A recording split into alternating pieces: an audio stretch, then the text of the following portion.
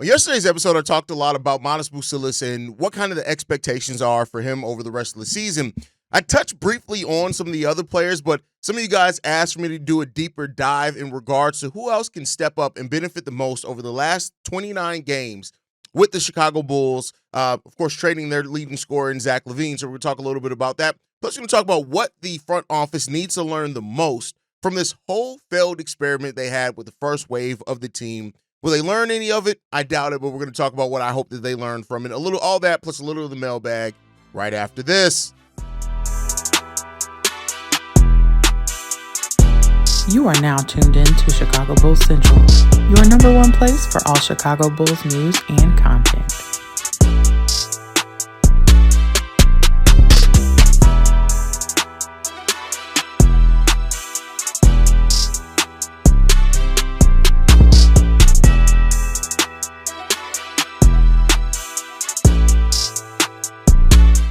What's going on, Bulls fans? Welcome to another episode of Chicago Bulls Central, your number one spot for everything Chicago Bulls related. I'm the host here, Haize, but more importantly, you guys can follow the channel at Bulls Central Pod on every social media platform we happen to be on. With that said, let's go ahead and get into it for today, y'all. I want to start off talking about this, right?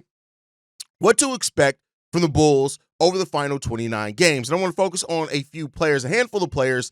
For those that make sure you go and watch yesterday's episode. I touched very heavily on the impact of Matas Buzelis and what he's done as a starter, what he's done over the last 5 games, and what's going to continue for Matas. He's playing really, really well, but this I'm not going to go do as deep of a dive in regards to him just because I spent so much of last episode talking about Matas Buzelis and what I expect from the talented rook. He's going to get a lot of opportunity. I think a lot of what the Bulls should do over the final 29 games are about the development of Matas Buzelis, of course.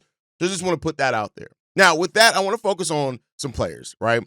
The first one I want to talk about is Coby. It's Coby White's time to cook now. And I think within the constructs of the game, right? I had somebody who left a comment on the last video was like, well, Coby White completely threw off the offense, taking a bunch of bad shots. And it was like, he was 7 for 11. I mean, if 4 shots threw off the totality of the offense was always going to fall off. And that's the key thing, right? Like, one of the things that Arturas Karnisovas said in this post-trade deadline press conference that was, quite frankly, stupid, was that you can win a championship with 9 really good guys, right? Or compete or contend for however you worded it, right? And I adamantly disagree with that. You do need a star, I think. Then you have a team full of really good guys after that transcendent star, then you can get some stuff done, right? I don't know if you can win the title, depends on how that team fits together. But I do think when it comes to development, I do think a team of 9 really good players can do wonders when you're trying to develop players and try to figure out how they fit together, right? And Coby White is going to be one of the guys who benefits from that. Over the last 5 games, keep in mind, some of those were without Zach LaVine as he was sitting out before he went down. Over the last 5 games, Coby White is getting kind of back to how he was in the middle part of last season, 23.2 points per game, right? He's doing that on only 14 shots per game, so it's really good efficiency, right? And he's shooting the ball 45% from the field, 45.8% from the field, which could absolutely be a little bit better, but 55% from three-point range. Now, the problem is, over those last 5 games, he has a plus-minus of negative 7.6, but that's not just on him. The team has played really bad over the course of that time, but he's shipping that in, right? In that as well, he's rebounding the ball fairly well. That 3 rebounds for a shooting guard. When you have Josh Giddey as a guard and other good rebounding guards, Lonzo started some of those games. Ayo started some of those games as well. Really good. 5 assists basically from him, which when you pair that with Josh Giddey and what he's done over the 5 games, we'll talk about that. That's really good assist production from your backcourt. And I do think that Coby and Giddy kind of eat into each other's assist opportunities, right? Because mainly they both can handle and distribute the ball in very different ways, but they can both do that, right? And even over the last 10 games, Coby's still averaging almost 20 points at 19.7 points per game on 45% shooting and 43% shooting from the three-point range. That's, again, still 4.5 assists, still 3 rebounds. So Coby's starting to become a little bit more consistent, still a streaky shooter, right? I think that's the big determination. You got to be able to determine streaky shooter from inconsistent, right? Like, you can be a streaky shooter to where, hey, sometimes you're just not going to have your shot, but you still are pretty consistent in your impact, right? And that's going to be the key thing for Coby is being a consistent player overall in his impact, meaning even if his shot's not falling, all right, are you getting to the free throw line, right? That's something that coming into the season I really wanted to task Coby White with doing, is getting more to the free throw line. And for what it's worth, over the last 10 games to get into the free throw line 4.5 times per game, and over the last 5 games, almost 6 times per game. That's not like near what DeMar DeRozan does, but it is really good, especially for a player that shot isn't always going to fall. If you can get to that free throw line, I think that helps you quite a bit, honestly. So, that's what we're seeing from Coby White, but this is Coby White's time and opportunity where he's going to get a lot of shots. But even with that, like, it's really come within, like I said, the construction of the game, right? We're seeing kind of a lot of players all hover around between that 12 and like 15 mark. And I think that's really good. Again, 8 to 9 really good guys. You can spread out the shot opportunities like that and see who can be efficient. The next player, of course, is Josh Giddey. And I think for Giddy, of course, it's about him showing and proving that he's going to get that next contract and be worth it. And over the last 5 games for him, 5 assists, 6.5 rebounds, almost 18 points per game. And he's doing that on solid efficiency, especially for Josh Giddey. 46% from the field, 39% from three-point range, 1.2 steals per game, and a block per game as well for Josh Giddey. Now, he did have a game, I think, of 2 or 3 blocks, which really is going to inflate that some. But he's playing really, really good, right? And his numbers are doing really solidly. And again, in this period for the rest of the season, while we're evaluating talent, this is the time for Josh Giddey to show what his playmaking can do. We don't have the isolation scorer in Zach LaVine anymore, right? Which means everybody has to play in tandem and together. In that type of offense where it's a better constructed offense overall and the pieces are trying to fit together better, that's where Josh Giddey can really thrive at. So I'm sure the Bulls are looking to get that from Josh Giddey as well. Over the last 10 games, 15.5 points per game that he's averaging, 6 assists, 7 rebounds, 48% shooting from the field, and still that 39% from 3. Solid, really solid production when you look at it for Josh Giddey. Gotta love it, right? And so again, over this last bit of time period, you're looking at Josh Giddey to really step up and show what he can. And even Pat, the designer, who's been a notorious Josh Giddey hater since he came back to Locked On Bulls. Shout out to my brother Pat. Even said like, hey, this was probably one of the best defensive games I've seen from Josh Giddey. And we've said it all season, right? Josh Giddey is a confidence player. When he's able to get into his rhythm and he's built his confidence on the offensive side of the ball, you do see a completely different defender in Josh Giddey. I've said it before. There's a decent defender there with Josh Giddey. I'm not saying he's ever going to be a lockdown defender. I'm not ever going to say he's going to be some amazing plus defender. But Josh Giddey can be a consistently solid defender, right? And so he just has to show it. And that's really the thing I'm more so looking for Josh Giddey. We know what he can do offensively. We know he can get the 10 rebounds. We know he can get the 10 assists. Can you be consistent in not only your scoring, but in your defense? And if you can, it is what it is. The next player up there we're going to talk about is Ayo Dosunmu. This is another guy who everything that the Bulls have ever thrown at Ayo, he's been solid at. He's found a way, no matter what the role, no matter what the position. Hell, even when they started him at power forward, right? So these numbers for him are going to be a little bit skewed because it is what it is. Like, he's played a lot. He's played probably 3 different positions over just the last 5 games.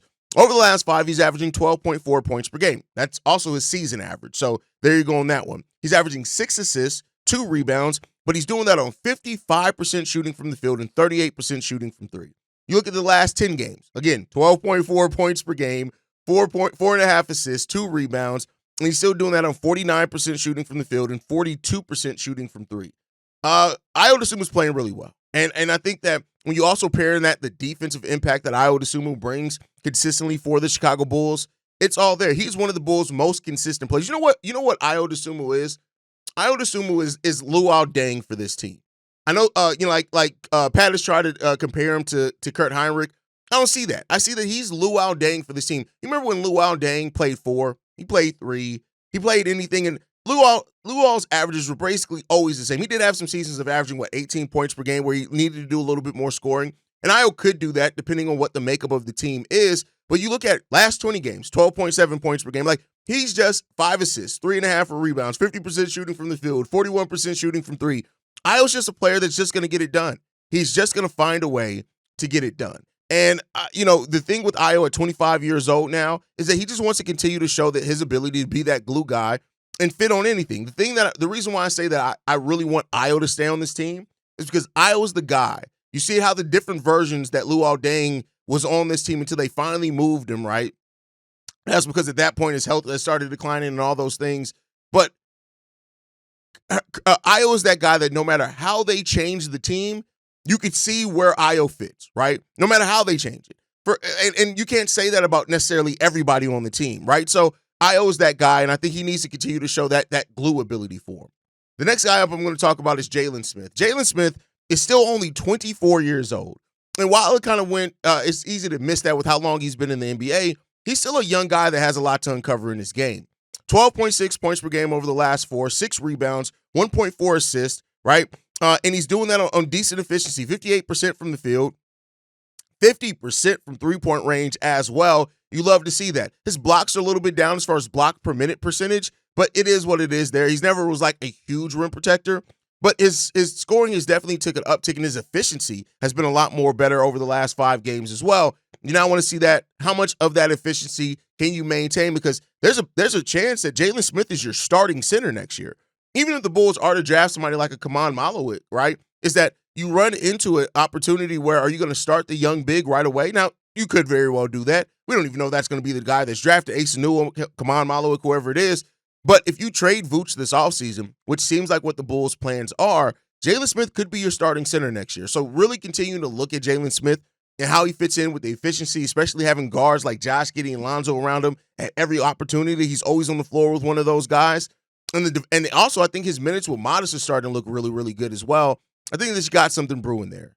The last player I want to talk about is Patrick Williams. Now, I know there was an initial kind of bump by Patrick Williams when he went to the bench. Now, over the last 5 games, he's averaging 9.6 points per game, 5 rebounds, 4.8 rebounds, 1.2 assists. He's doing that on 37% shooting from the field and 31% shooting from 3. When you look at Patrick Williams' season averages, 9.4 points per game, 4 rebounds, 2 assists, 37% shooting from the field, and 35% shooting from 3. What I have said is starting to show itself again.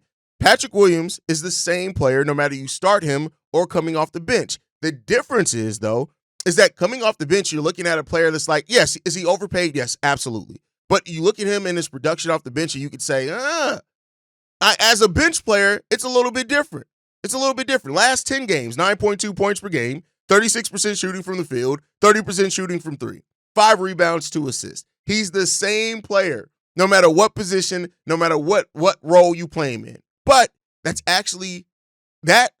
is different when you're looking at somebody as a starter who you're still looking at to step up. I'm no longer looking at Patrick Williams with that. If you can give me consistently almost 10 points off the bench I would love to see the shooting go up more towards 40%, I could deal with that.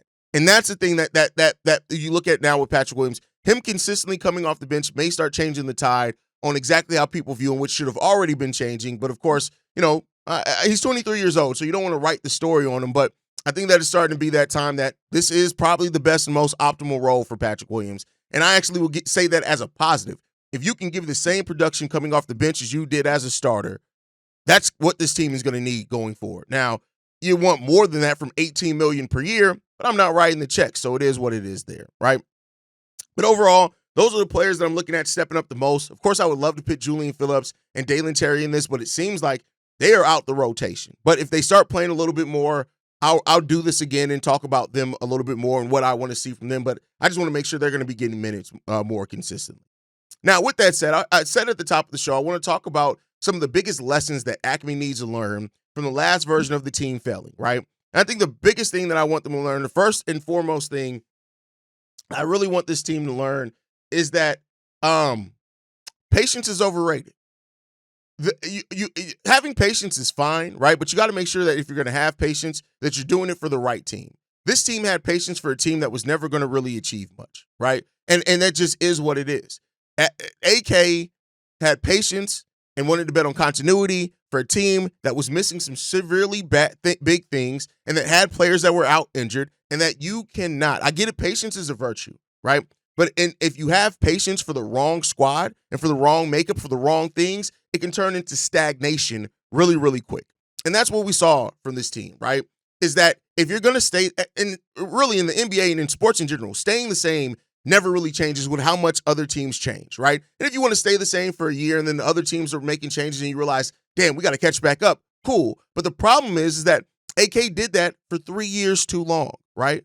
And waiting and having patience for a team that I think everybody saw at that point that it needed either another big shot in the arm or you needed to break it up, right? And that patience that AK had, it ended up paying off for your value of your players taking a big hit. And that's a problem. And so AK really has to learn from that. You can't have stagnation. You look at other teams that have improved or look to improve or try to make moves after big runs. Like, hell, we just saw the Cleveland Cavaliers make a trade. They're the number one team in the East, right? They went out and got DeAndre Hunter, a player that really helped a lot of their strengths. They didn't even stagnate on that. They didn't, right? So you cannot. You saw the OKC Thunder, a team that had young. They went out and got Isaiah Hartenstein, right? They traded for Alex Caruso because they realized some things needed to change with the landscape of what they had, right? And I know that's easy. Every team has a different cap situation and a different risk opportunity to taking things, but that's the biggest thing that AK really needs to learn from this, that you can't have patience, and you definitely can't have patience in mediocrity.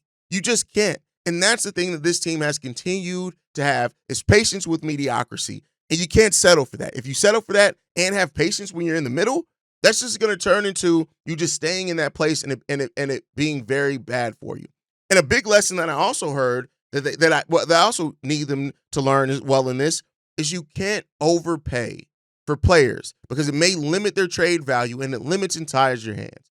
Zach LaVine is a player that was going to get the max. Make no mistake about it. He didn't get the super max because he didn't earn it, but he was always going to get the max. And the Bulls front office had to look and better survey what's going to happen here. With pending contract extensions to Ayo, Coby, Josh Giddey, they have to be more intentional about and more thought-provoking on what they're going to do with their money, especially because, and maybe they underestimated it. You are on a Jerry Reinsdorf-owned team. You're not going to be able to go into the luxury tax. So maybe they underestimated and they thought the team was going to be better, thus they were going to have the green light to go into the luxury tax. They didn't. So they got to get it together. And so I also think when you look at overpaying Patrick Williams, $90 million for a player that I don't think would have necessarily got that out in the open market. Yeah, I do think the deal itself is not a huge deal anymore in the NBA, but you got to look at the value also of the player, right? And that's something as well that they have to look at. So we'll see. We'll see what happens, man. But let's see if they learn from it. But I want to clear out the voicemails that we had from the voicemail box going into the new week, especially since there's no game today. We got 3 voicemails we're going to get into. This first one is from Tyrone. What's good, Haize? It's Tyrone, a.k.a. Immortal Beast. I'm simply going to be sharing my thoughts when it comes to the recent trade that the Chicago Bulls have made. And it's basically to sum it up in one word, pathetic. Simply due to the return and the assets that you moved on from when you could have got a lot more. Mainly Alex Caruso, DeMar DeRozan, and Zach LaVine. Alex Caruso, you could have got picks. You could have at least got some seconds. But instead, you basically swapped an older player for a younger player. No slight to Josh Giddy. He's been solid. But business-wise, you could have got a lot more. DeMar DeRozan, a player you could have moved in last season's trade deadline, you waited until it was too late. And in return for that trade, you got in a second-round pick and spicy Denzel Valentine, who isn't even on the roster anymore. And the most recent one, the Zach LaVine trade.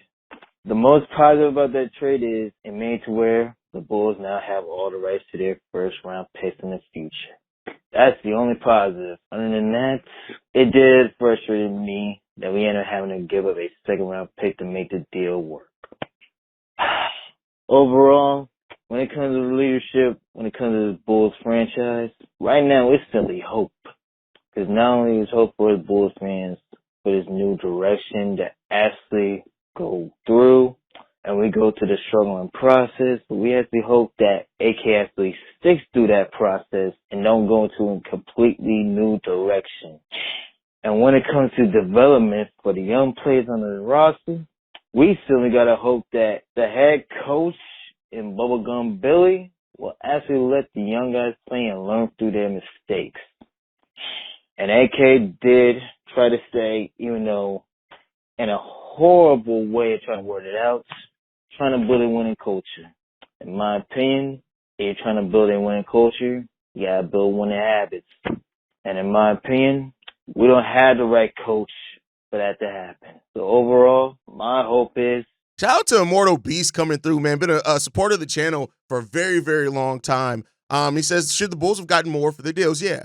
But that's why the importance of when you strike is just as important as what the move you're trying to make is, right? And I think that's really the cautionary tale of the Bulls front office. They continually did everything a little bit too late, and the value got hit. And this is where you end up left with when your value of your players keeps taking a hit and keeps taking a dive repeatedly. And that's now where we are, right? So that's a part in this. As far as sticking to the process, I'll say this, like, now you got to stick to the path, right? You came into this and you said that you wanted to go younger, build organically through the draft, and you quickly moved on from that. Now you got to get back to that, and you got to stick that out for at least 2 or 3 years, in my opinion, and then see what you have coming out on the other side of that and what then you can move to strengthen that. I think that's what we're looking for from this team. And let's hope that we can get it. All right, let's get into this next voicemail, man. This one is from Corn. What it don't do, King Drip, is your brother Corn, man. Let's get right into it like we always do, right? First of all, happy Super Bowl Sunday, man. Everybody be safe, drink responsibly, you know what I mean? Just be safe out there, man, wherever you at, you know what I'm saying? Wherever party, wherever you're doing, man, just make it back home if you're leaving, you know. The game, just Golden State, it was highly entertaining, even in the loss, you know. Watching Curry cook like that, man, is something special as well, man. This is, you know, we're not going to see that in a few years, you know. So just watching that, it's like, oh, man, get it all watching it, man.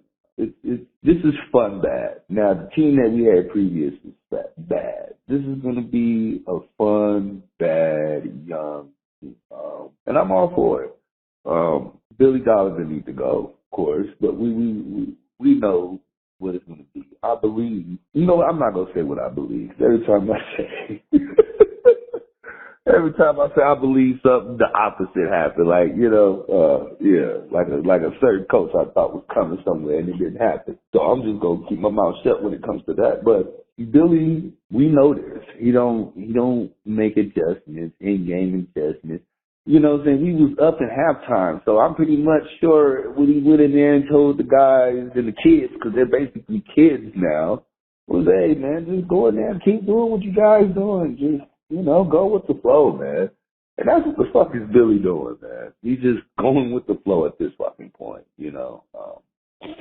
Let's just enjoy this time, man, with this Bulls team, man, and enjoy actually watching the development of maybe a star to make it in Matas Buzelis. You know, Matas Buzelis is looking really, really, really, really good, man, for his 2 times to start.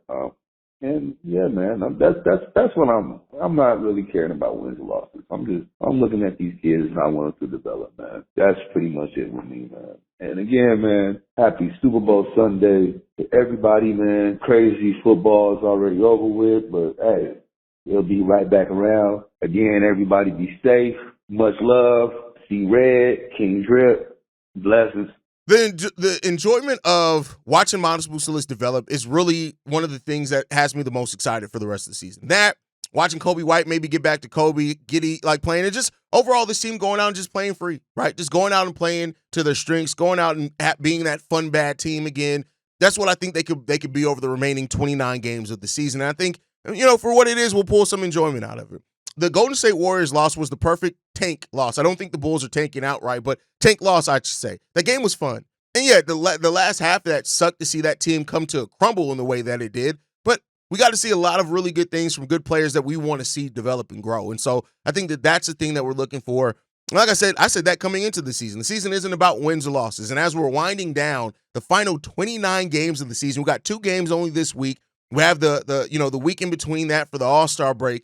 I think that really looking at the growth and development, not only of Matas, but this team as a whole, that's really the focus here. It's not about wins or losses anymore, at least not for me. All right, let's get into this last voicemail, man. This one's from Shay. You know, hey, Chicago Bulls fans need to learn. You know, just because you saw somebody do this with one team or do it with one other team doesn't necessarily mean that they're going to do it with your team. And when I say that, you probably going to think like, shit, what the hell are you talking about? Well, you probably already know what I'm talking about. Not just with the Javon Carter, but with AK as well. Look, everybody was resting on the laurels and thinking, oh, He's strike high with Jokic, and he's seeing what he's done in Denver. Doesn't necessarily mean he's gonna do the same in Chicago. Look, we got so excited with the Gar Forman and John Paxson, and we wanted that to end so badly. The fact that, hey man, we didn't think what if. Not only with him, but guys like Javon Carter. So my statement to all y'all Bulls fans: pay close attention, and don't think just because you get a player or draft somebody or get somebody in here new that they're gonna necessarily work the magic that they did somewhere else. Yeah, we learned that with Dwayne Wade. The moral of this story is, like Haize said, yesterday's price is not tomorrow's price. Don't be fooled by what somebody else did for somebody else and thinking that they're going to do it for you. And that's all. Anyway, Haize, tell me what you think. Peace. I think what you're trying to say, and it comes down to this: past success doesn't guarantee future success. Yeah, we can get into all the things of how much did AK actually have a say with that Denver Nuggets team, as Tim Connolly was a big part of and role of things going on down there, of course, and stuff like that. But I think overall, you also got to look at, and I said Tim Connolly, that's actually the guy with the Minnesota Timberwolves. The Denver Nuggets president of basketball operations, I forgot his name. Anyway, it'll come to me at some point. But anyway, Tim Connolly is the Timberwolves. See, this is why you don't talk about teams. Josh Kroenke, there you go. But when you look at it, when it comes down to it, like we don't know what exactly AK's role was in that, and that's perfectly fine. But you gotta like AK has to find his own path here, right? And yeah, did he sell us a false bill of goods? Maybe, right? But past success doesn't guarantee future success anyway. The Denver Nuggets team is so good because they lucked up and got a generational player in the second round. That's going to be tough to do anyway, right? But you need to draft well. You need to be able to look at everything well to make those decisions. So fans are always going to be excited about a new front office, especially when the place, like if a new front office came in today, Bulls fans would be ecstatic about it, right? Regardless of who they are, because they're so over Acme. That doesn't necessarily mean that it's going to guarantee success, right? And then we got to have people that really put winning above all. And let's hope that we find those guys. Let's hope AK and Eversley become those guys, or something happens at some point. Something got to shake, right? Let's hope so. But that's my time for today, guys. Make sure you guys are following the show at Bulls Central Pod. You can send us any feedback, questions, comments, concerns.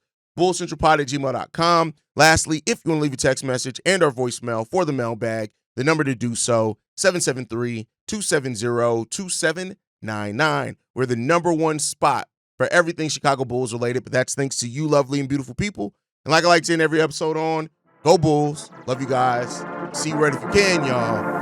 Peace. This has been a presentation of the Break Media.